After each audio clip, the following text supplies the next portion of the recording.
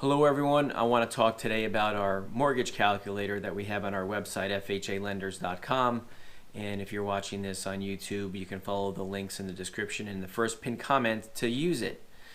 And some of you are going to be watching this right on the website, and I'll explain how to use the calculator. So the first thing you'll want to do is put in the purchase price. The next thing you'll do is you will put in the average rate for an FHA loan at this time, which we're going to leave that up above the calculator so you could plug that in. It's not a quote, it's just an average. You're going to put in what the estimated property taxes are on the home you might buy.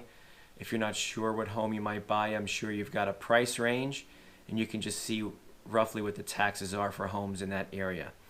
And what you might pay for homeowners insurance, you can plug that number in too.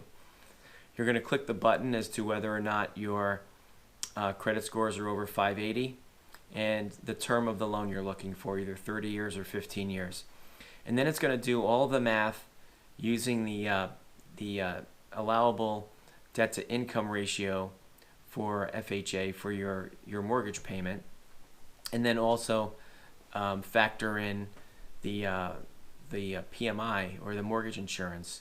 Okay, and all of those things together will figure out what your payment's going to be. Okay, so if you have any questions or do want to get an actual quote and understand exactly what your payment's going to be for the home you're looking for, then all you need to do is just click the contact button on the website, and someone will get right back to you. If you have any questions, just leave them down below in the comments. We'll get back to you there as well. Hope you're having a great day, and we'll see you next time.